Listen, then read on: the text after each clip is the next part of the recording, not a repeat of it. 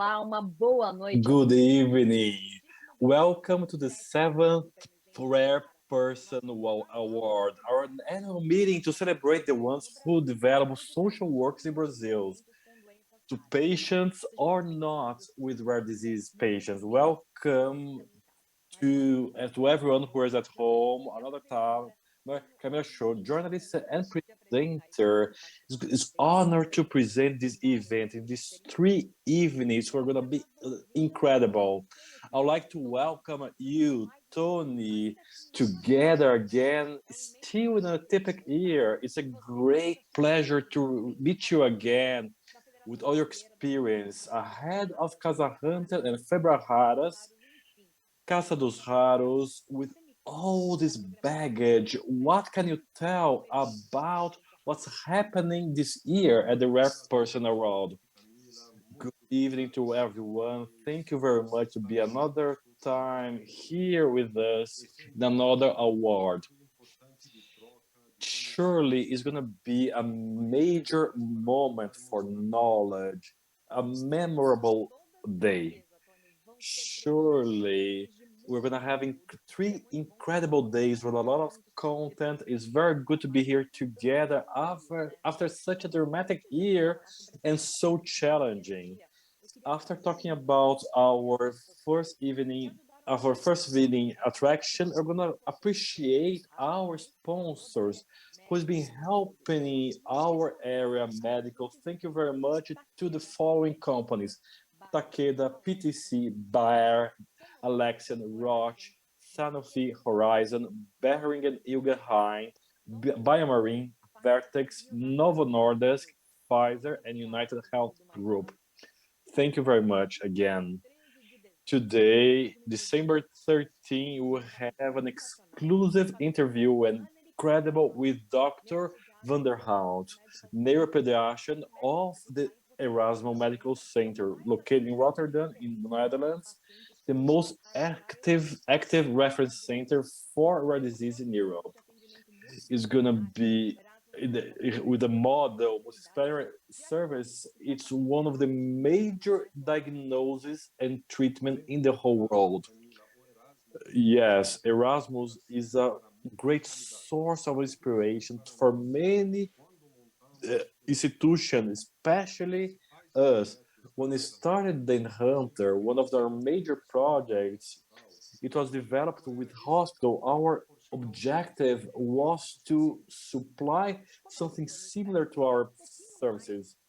Tony, explain it better. How is the Erasmus Medical Center and the Hunter? We know that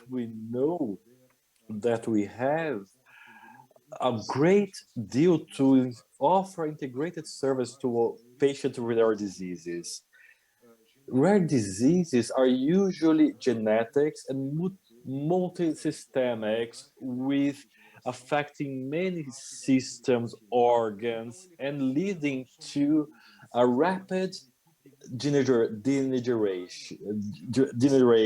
And the patient needs not only geneticists, but providers who are able to provide an integrated service. And the Hunter adopt this model of an integrated service of one day, when you have one day in the week where doctors and other providers offer the service in a multidisciplinary manner. And during the time that he's receiving the service, and patients will take many years to see so many professionals, and also the caregivers, especially mothers, they are also receive some psychology support. Sometimes this mother is even sicker than their sons. You're right. I believe this kind of treatment is very important for the patients and their families. And Dr. Henry van der Hout knows well this model. In order to present people who are together with us, because there are so many people who don't know her, Dr. Henrik has been at Erasmus for 13 years. She's been working with lysosomal diseases and the neurological impact of deposit diseases. Tony, we're gonna watch soon this interview. We also have two great professionals here to talk about this interview. Yes, after watching this incredible interview, we're gonna also have here Dr. Giugliani, and who is the head of the medical genetics at the Clínicas Hospital in Porto Alegre, and a member of the academic Brazilian science. And also, together with Dr. Giugliani, Dr. Chong Ae Kim, who are the head of the geneticists at the Clínicas Hospital and the Medical Childhood Hospital in São Paulo. It's going to be a wonderful meeting. And before watching this interview, I would like to share something very important.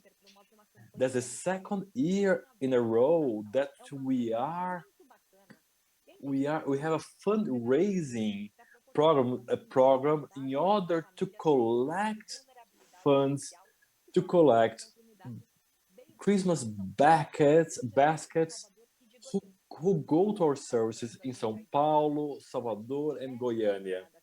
You who is here is able to watch. If you want to donate, just go to our page for this campaign. The name of the website is natalparatodos.org.br. After the live, not now. Don't leave it now, but after the live, please donate, and we're going to be immensely grateful. I have contributed, and I'm waiting for a contribution as well. So let's watch the interview and let's see how was this conversation between Ariadne and Dr.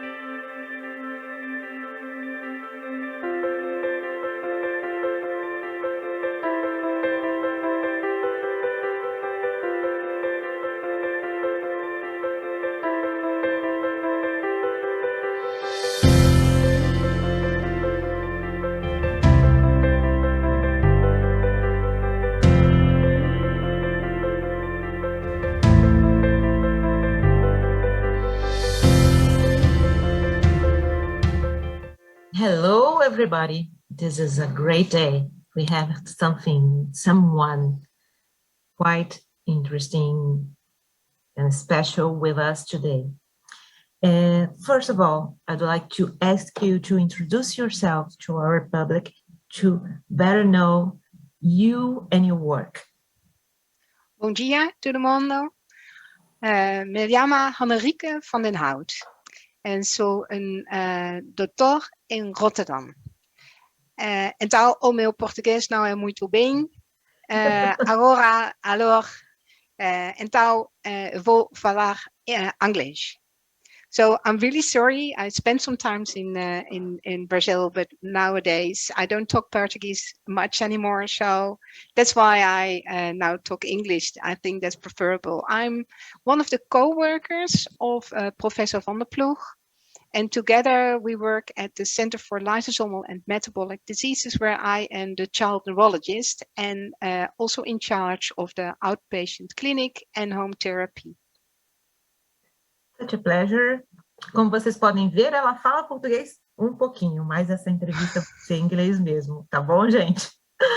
So, the Erasmus Institute is, in European terms, a relatively new institution. It was founded in 1913, and it should be noted that in a short period of time, it became relevant in the international scenario, especially in rare disease. And this is a very interesting information. There are 23 reference networks for rare disease in Europe. And Erasmus Medical Center is a partner in 17 of these networks, making them the most active in all European care institutions. Could you please explain how Erasmus MC has become a world reference in rare disease? Well, thank you very much.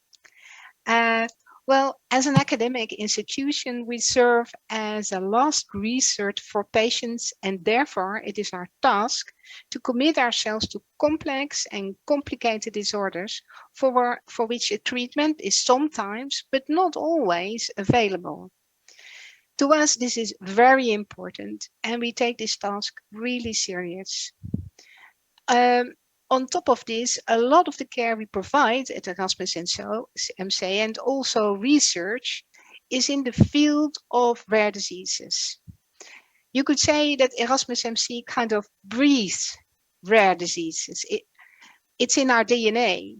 We have a lot of expertise, and from our role for society, we see connection in the region, nationally and internationally. Collaboration is part of our strategy. So that's why when the ERNs came up, it was logical for us to join. And soon we will be part of 23 of the actually 24 European reference networks. And this is amazing. It's a huge job, you know. Every time I read about it, I really became impressed with the scopes of the work. They're really huge. So let us go to the second question. You know, Erasmus is at the head of Projeto ERICA, European Rare Disease Research Coordination and Support Action. One of the ERICA goals is to promote the construction of a collaborative ties among European centers of rare disease research and innovation. Explain to us the expected impacts of this project and the progress of these activities. Yeah, well, I can do that. The ERICA consortium is in which all 24 ERNs participate, is actually coordinated by Professor Alberto Pereira.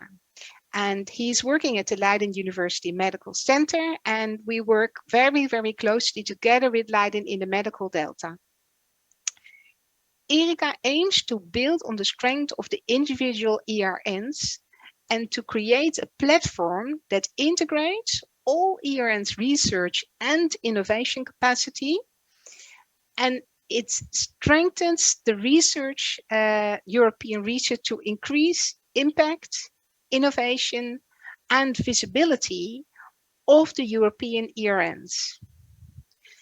ERICA aims to seek strategic partnership and engage with all relevant stakeholders in their RD domain, also with patients, and assemble transdisciplinary research groups working across the global health spectrum, but with one common focus: rare diseases. This will result in efficient access and safe therapies for the benefit of patients suffering from rare diseases and complex conditions. On March 1st, 2021, ERICA has started, so it's relatively young. And since then, much progress has been made in fields such as data collection, integration, and sharing, like data sharing agreements and data access policies and data verification. Patient-centered research, which is very upcoming. So there was a central repository created for patient-centered outcome measures. So ERICA in a small time has done a lot. And it has also worked on translation of research. So, for example, by education on current research services available for the rare disease community. So if you ask me to the expected impact of the ERICA project, I really think it will be large. New intra and inter-ERN rare disease competitive networks, effective data collection and strategies, better patient involvement. I really feel that that is really important because it's the patient that can tell us what they need. Enhanced quality and impact of clinical trials, and increased awareness of ERN's innovation potential. So if it's successfully, this European model and concept can be extrapolated beyond Europe to further increase impact at the global health level, so that it can serve as a model also outside Europe. Wow. Yeah, we have a lot of news, good news, thank God. And let us talk about the patient right now. And when a patient suspect of having a rare disease, seeks Erasmus, what is the service flow? Is there a rationale for receiving and treating this patient? Yeah. I will give an example from the department where I work, the Center for Lysosomal and Metabolic Diseases, and the patient flow that we have. Patient may be referred to us from peripheral hospitals in the Netherlands or even from other academic hospitals, because the centers know that we are a national center of expertise for metabolic and lysosomal diseases, and they will contact us when they have a patient who they suspect of a metabolic or lysosomal disease. And then we will have the patient in our hospital, and in the first consult, we will do several diagnostic tests and, of course, a history and a good physical examination. Our diagnostic lab then shares the results with us, and on top of that, we have weekly meetings with the lab to stay on top of things. Then, after a diagnosis, we will see what kind of diagnosis the patient has, and we will put him in a care pathway, and this will be multidisciplinary. And in order to both have a look at the whole patient and not only on one organ or one specific part, and also to help the patient in not having to come back to the hospital over and over again, we will after that have the patient in our hospital for 1 day, and in that day he will visit all the doctors which are needed for that disease. On the end, he will meet the medical metabolic consultant and me, and then we will have a full advice and a full overview of the whole situation of the patient, and that's inclusive physical therapy, examination, and cognitive workup. It's everything together. Another way in which patients are referred to us is newborn screening program. So the National Institute for Public Health and Metabolic Disorders may give us a phone call of a new suspected patient, and we will try to see that patient as soon as possible, potentially the same day, and then do a full workup, and in the days thereafter, as soon as possible, the patient will get a final diagnosis or not. And then we also get patients referred internationally, and that flows through our International Patient Center, and that is a center with which serves as a full-service medical travel company, and they assist patients from other countries and referring physicians to seek consultation at our hospital, and or being it a second opinion or a medical treatment or whatever. So they can kind of get the questions and give the right answers back, and they will organize they will help in organizing the trip and the stay, and then we can see that patient mostly in 1 or 2 days. And then finally, physicians can contact us through the international CPMS system, a clinical patient management system online set up for the European reference networks. When there is a question or uncertainty about a patient, it is possible to consult fellow physicians from our metabolic centers in Europe through this system. So then we can do it online. And then last but not least, there's always email. So we give a lot of advice to other centers by mail. And you use, as are you telling us, you used to receive messages all around the world, Brazilians included. Yeah. Okay, great. Today, Europe has a cooperative network to help diagnose and treat rares. Can this partnership model also be observant in access to treatment? Yeah, that's the idea. Yeah, the purpose of the European Reference Network is to quickly share knowledge instead of letting the patient spend hours of searching for the right information. Through the CPMS system, which I just mentioned, physicians can upload a case and ask for consultation from their fellow physicians in other countries. And in this way, the proper diagnosis and treatment are quickly found. Collaborations contribute to a faster diagnosis and a faster finding of the right treatment. So it's one of the goals is exactly what you say, to increase the speed of getting a right diagnosis and the right treatment.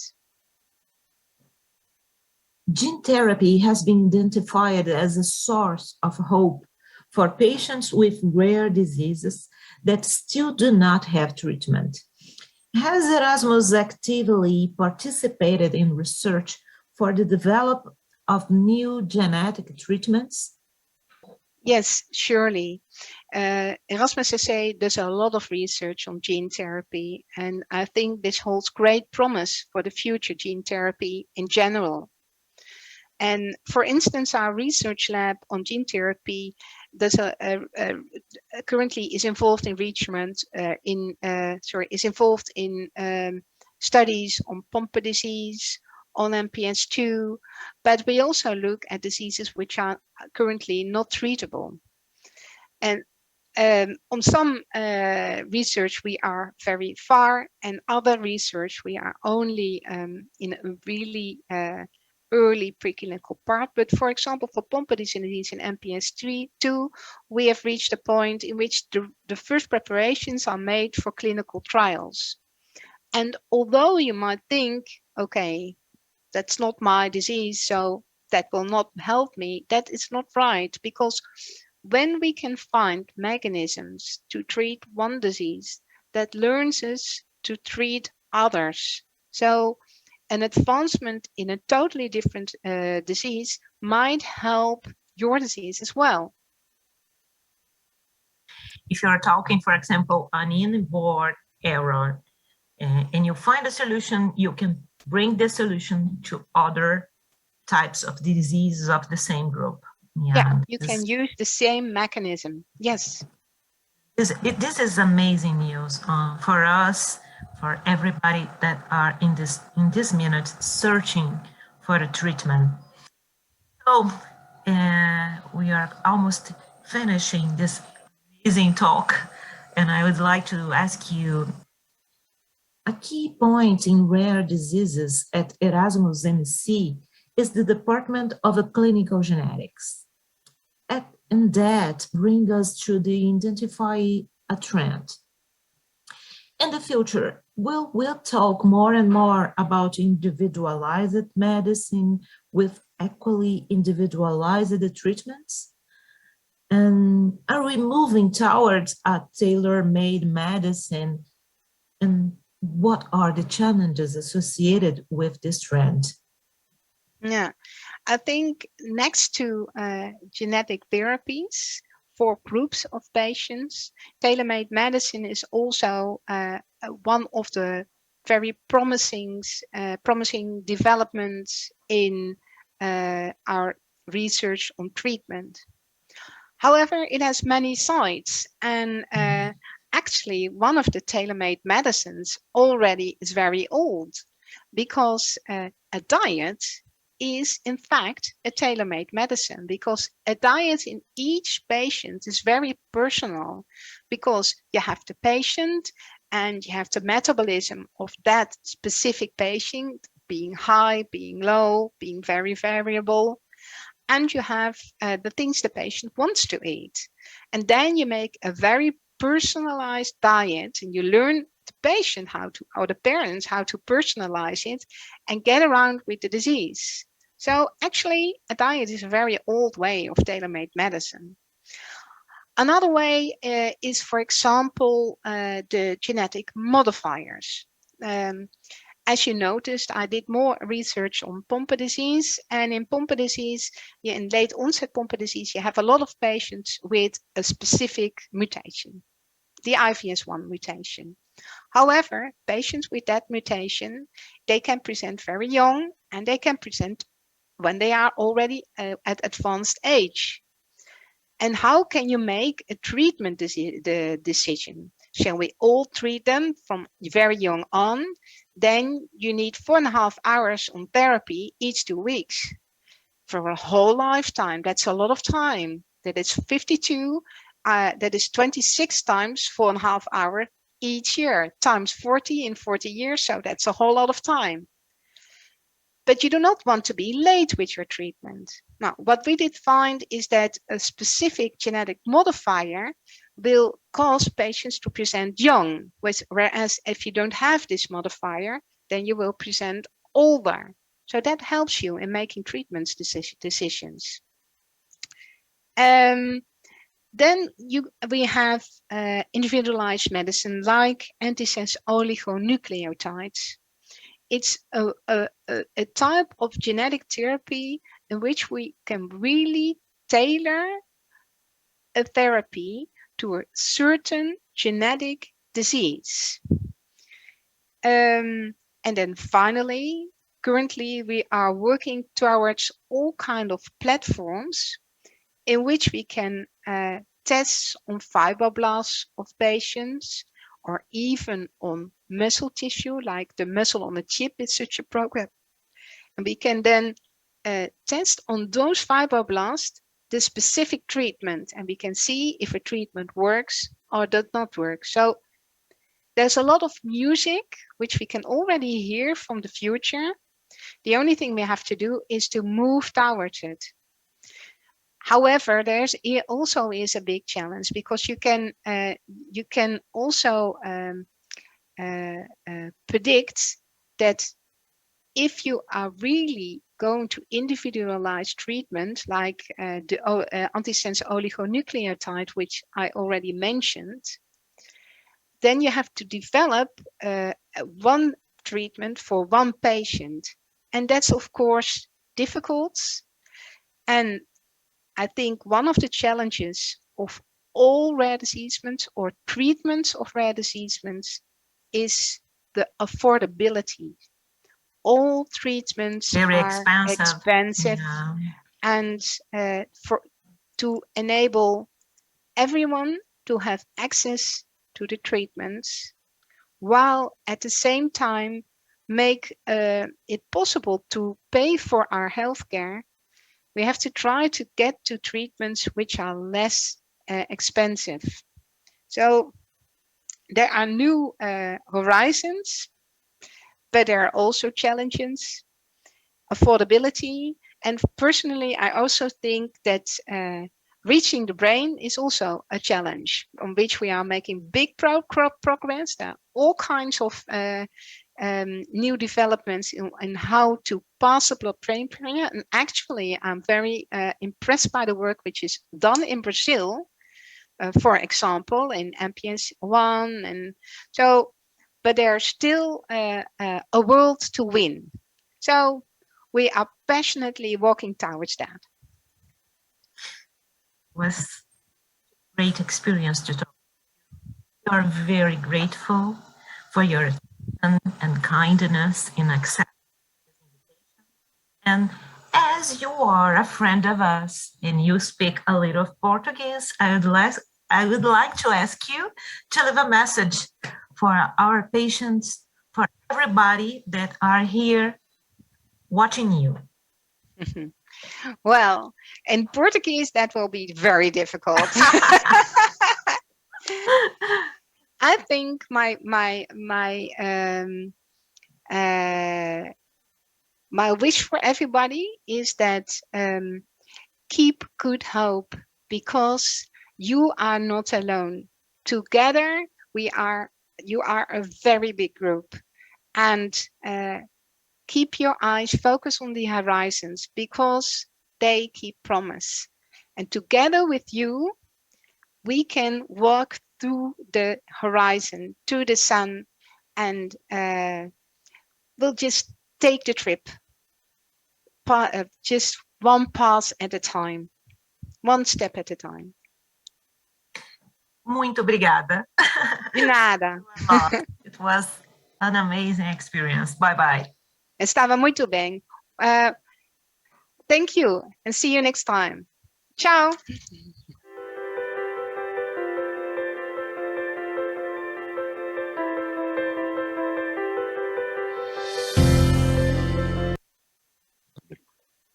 Olha, gente, eu preciso confessar que eu ainda estou... You know, I've been charmed with Dr. Haneke's Portuguese and Ariadne's English. Congrats, Ariadne. It was incredible. After this interview, I'm speechless with so many relevant data for patients with rare diseases. Let's talk locally about those ideas. Welcome, firstly, for Dr. Giugliani. It's always a pleasure to see you, even virtually.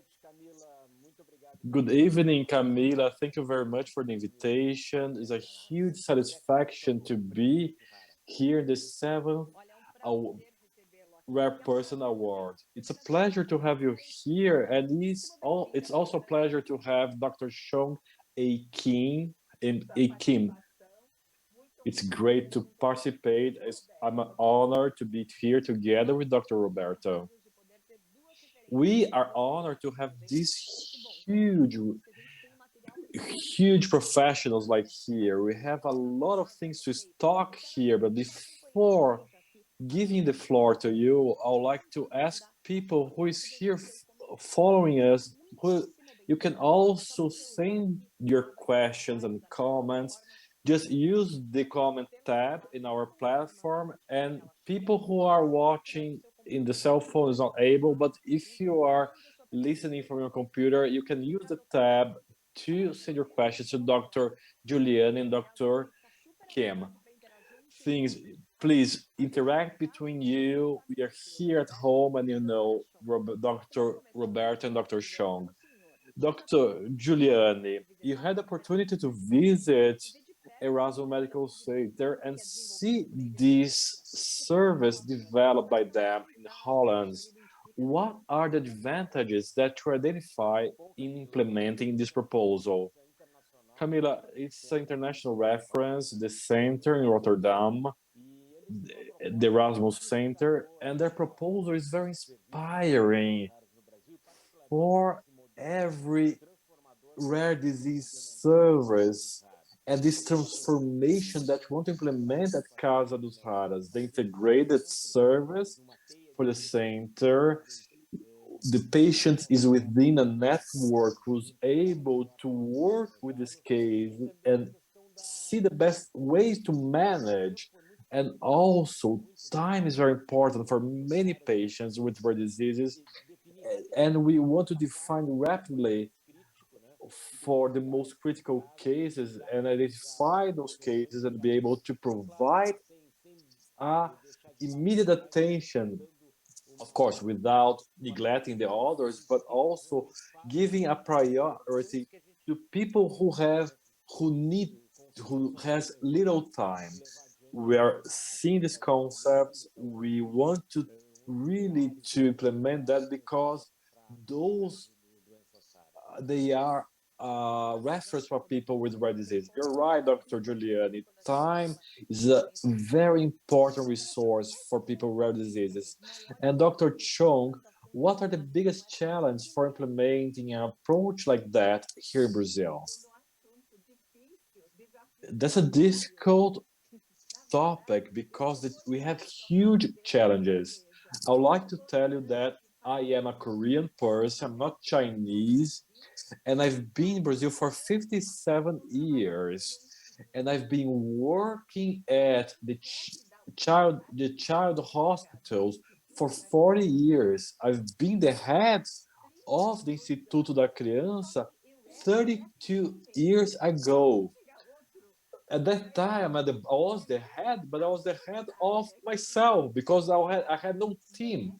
because at that time there was no priority for genetics. At that time, pediatric services were not a priority. And that was not a priority in the largest hospital in Latin America. Medical genetics for rare diseases was not highlighted, valorized, but I cannot complain. Currently, I have 18 fellows and another 2 preceptors and 3 assistants and myself. We are a 24 people team. We have grown a lot in those 40 years, but the challenges remain. First thing is how late it takes for pediatricians and uh, and primary cares to acknowledge they are facing a genetic decision because they don't have that during their studies. And when they see that, how can they refer? There's not much service genetic providers. There are not many options, and also we have a narrow path because there are not many places. It's very rare to find a place to be able to receive the service. Erasmus is a huge reality. It would be essential. I would have to refer to different specialties like cardiologists, neurologists, but finding an appointment in each specialty takes very long. So until we can solve the puzzle, it's very difficult. And we know that with technology advancements, diagnosis can be confirmed. But when it's related to chromosome, we have exams for that, but that's not enough. We have to learn more about the DNA. We need the MPA, other tests that are not available in the unique health system in Brazil.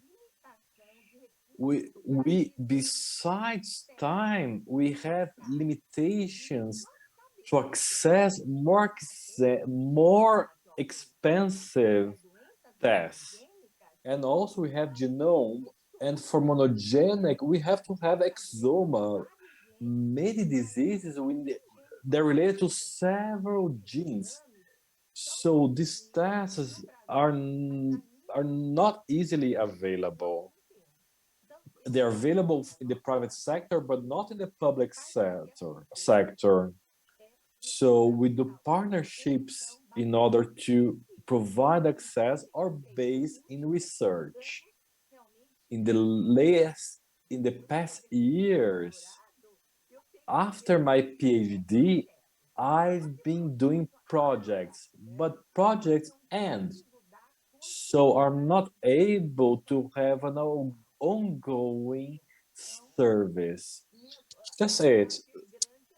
It's a huge challenge. We hope Casa dos Raros, I hope it comes one day.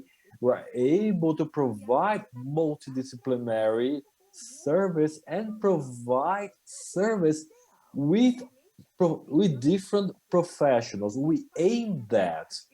So I'm not losing hope, but I'm hopeful that we'll be able to provide that with Casa dos Raros. That's what we hope. And Dr. Henrik, they're talking about a service for people who have a diagnosis and for also patients who are still looking for diagnosis. Dr. Giugliani, is there anything that caught your attention? Yes, the model at Erasmus is very interesting. They have in-person service, but also they're available to have a remote service. The reference is very important. You have those services organized into a network in order for the patient to be able to enjoy this network, to have a best service in this specific situation. Another matter, a patient who has a diagnosis is able to have to receive the service, and the patients who don't have a diagnosis, are able to access testing. We know that a patient needs to reduce the time for diagnosis, and Dr.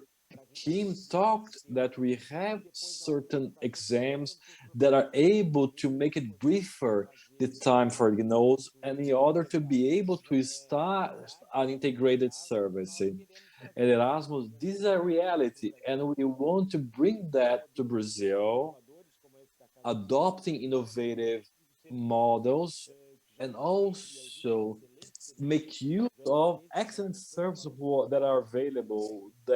So we have excellent services that we have in Porto Alegre, that Dr. Kim runs at the University of São Paulo, and many others throughout Brazil.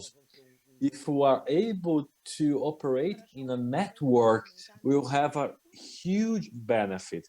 Dr. Chong, do you have another thing to add here? I we also have to question if that's a correct diagnosis. We have to see if we agree with that diagnosis. If we don't have the right evidence, we have to look. And many patients arrive without a diagnosis. Usually the mother has seen many specialties, and their anxiety is huge. They want to access a diagnosis. Some monogenic diseases were not able to confirm. Recently, the child was they were only able to have a diagnosis after 25 years, and that only happened because of eczema. But eczema, we don't have an 100%. So when we don't have a diagnosis, I fight to be able to do eczema even for poor patients in partnership with foreign providers. I try to reach out to many continents. Our biggest partnership with Japan, they've done over 400 free exomas, and they even pay the shipping costs because I don't have those resources. When there is high cost medication, especially metabolic diseases, the industry support. But when there is no medication, I don't have any support, only when I have partnerships and projects with scientific interest. Even when we reach a diagnosis, if there is no a diet or diagnosis, we only have palliative care, and we need multidisciplinary service so we can enable the caregiver to improve and not make things worse. In paper, we have an excellent team, but for rare diseases, there is not available in reality. We have a light at the end of the tunnel because it has been approved a fellowship in multidisciplinary rare diseases. So I can have a multidisciplinary team who's able to provide treatment with diagnosis or without it in order to improve the quality of the treatment. Yes, we're cheering for that, Dr. Chong. Now, Tony Daher has a question here. Do you think current the current centers here are able to provide an integrated healthcare system? It's been a great step ahead. The Ordinance 199, which is the integrated care for people with rare diseases. The centers started to be implemented in 2016. They started to be assigned in 2016, but we are slowly improving. Right now, we have 27 states. We don't have not even one per state. And the payment for the service is insufficient. So we need to advance more. It's a good model, but we need to move forward in order to expand the number of centers, implement a good service and better payment for these services, which will be able to provide more testing, hire professionals. But it's an interesting model that needs to evolve, and also to create a network of reference centers.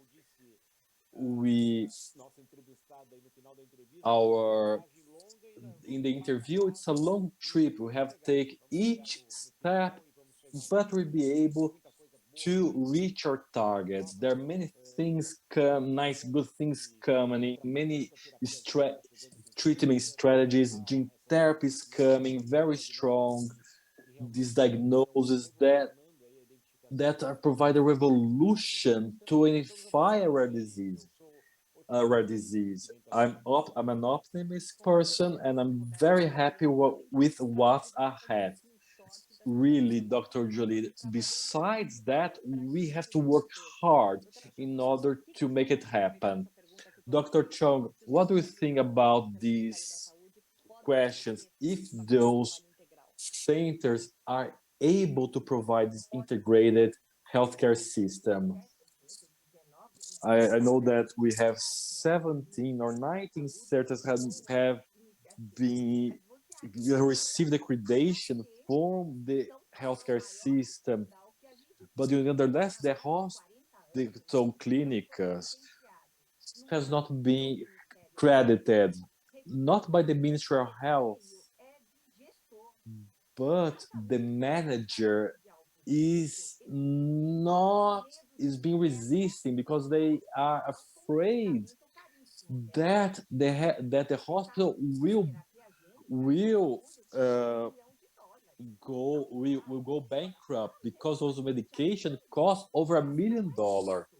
But most of my patients, they don't have that, because right now I don't have anything I could provide a good service, genetic counseling. If the money comes to the genetic center, a lot of these resources goes directly to the pool of the hospital. It doesn't go to genetics department. Those like, for example, we know that there are good universities, they're not credited. If I get any resources, it's going to be a huge help, but I'm not getting any resources. And another point that's also a huge struggle is a prenatal diagnosis for genetic diseases that are recognized by moleculars for risk patients.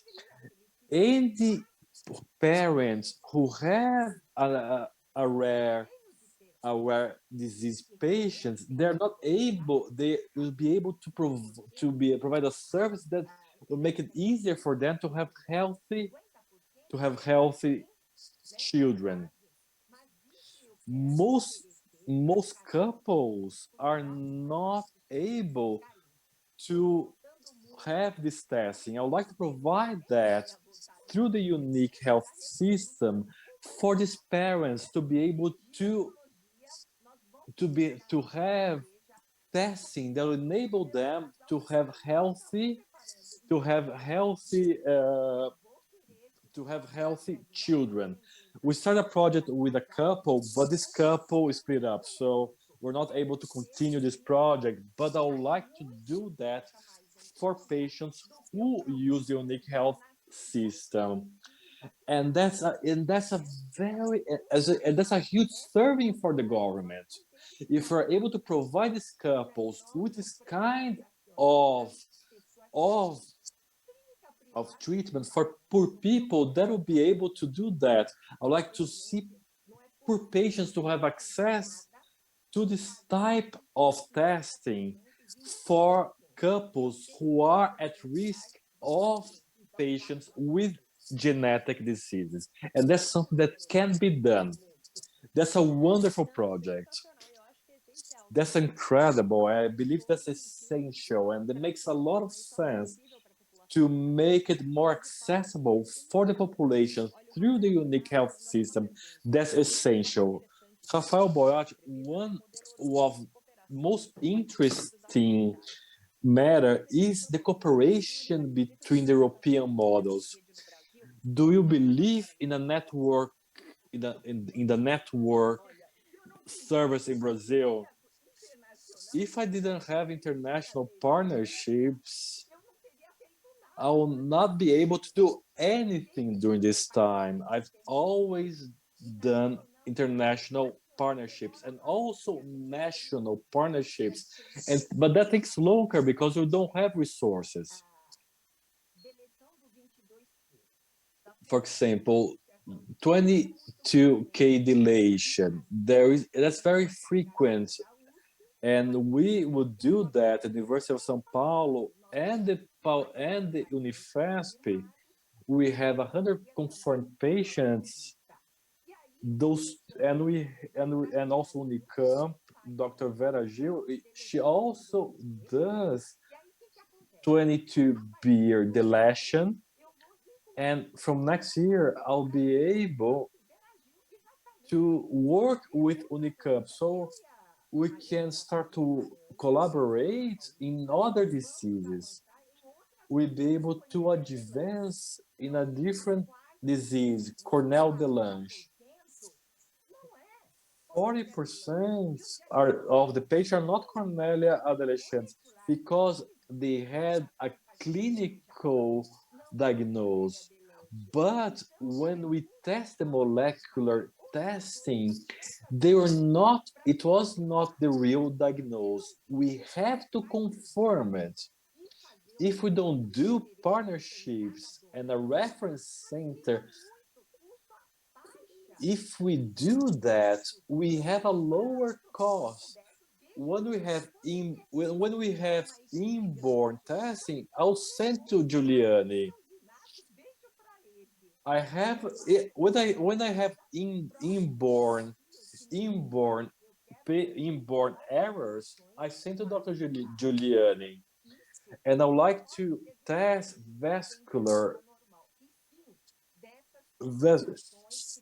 but that's not being tested with blood, but with tumorations within. And there is another one is epidermolysis, over 60 patients, and I'll be able to do it in order to be able to do that, because this biopsy is horrible, and I want to do that with saliva and Cornelia. So I'm becoming very excited, but diseases that are not done in different services. I don't want to have a duplicated effort.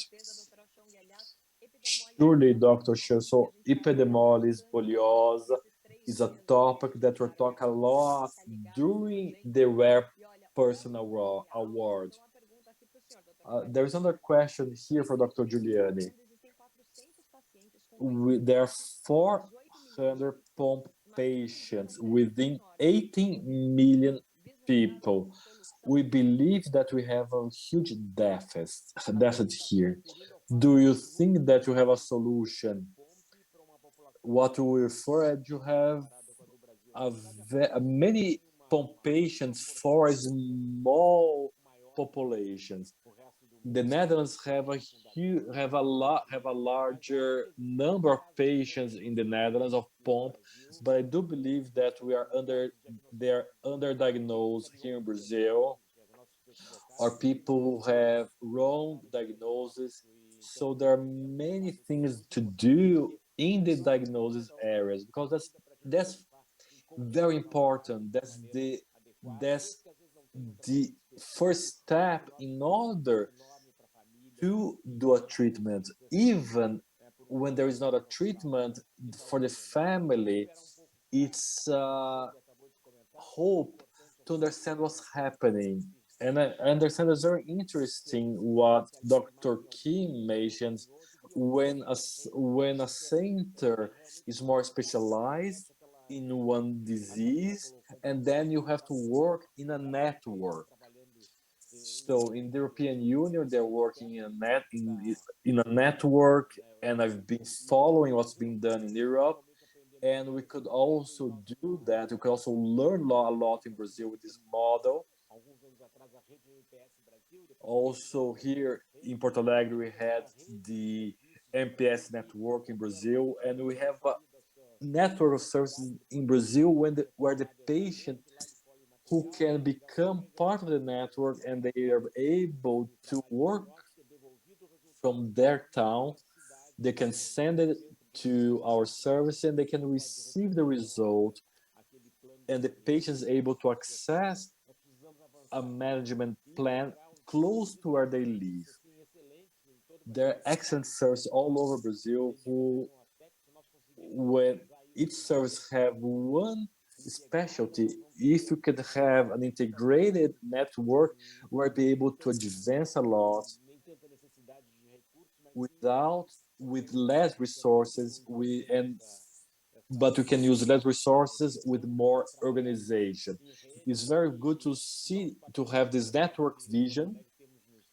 And here in Porto Alegre, we've been dedicating a lot in this area of inborn errors, but also we use a lot of the work that Mr. Kim works in São Paulo, and we also use those partnerships that she work with.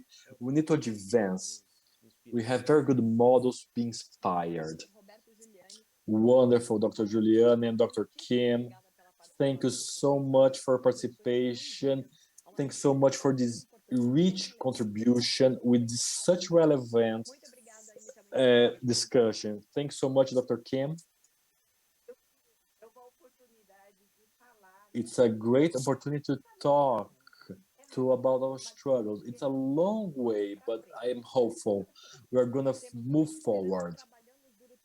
A lot of hope, and we've been working every day to make it a reality. Dr. Giugliani, thanks so much for participation. I'd like to thank you for invitation, to congratulate Dr. Antoine Daher and the whole Casa Hunter team, with people who has worked with the seventh rare personal world. And every year we're moving ahead to solve the situation. We're going to move ahead and we're going to get there. Yes, with a lot of faith and a lot of work. Thank you so much for your participation. I'd like to thank you for everyone who watched our transmission today, our broadcast today. And I want you tomorrow in the same platform for another wonderful interview with John Crowley, a legend among the rare, and you cannot miss it. Crowley was responsible for a great revolution in the pharmaceutical industry under managing biotechs and new treatment approaches. An exclusive interview, this executive talks about the rare diseases trajectory, the challenge for incorporation, and also everything that has done in a great film. You're gonna watch this interview here at the Rare Person Award, and we're gonna also have Roberto Calderari from Interpharma that represents over 50 labs. It's gonna be incredible, and I'll tell you that's gonna be even better if you are here with us. Remember, tomorrow we're gonna have Another day of the Rare Person Award. This is only the first day. We still have the second and the third day. It's gonna be very emotional. We're gonna watch everything online for everyone who is registered. So I meet you tomorrow. Don't miss it. Excellent night for everyone. And see you tomorrow.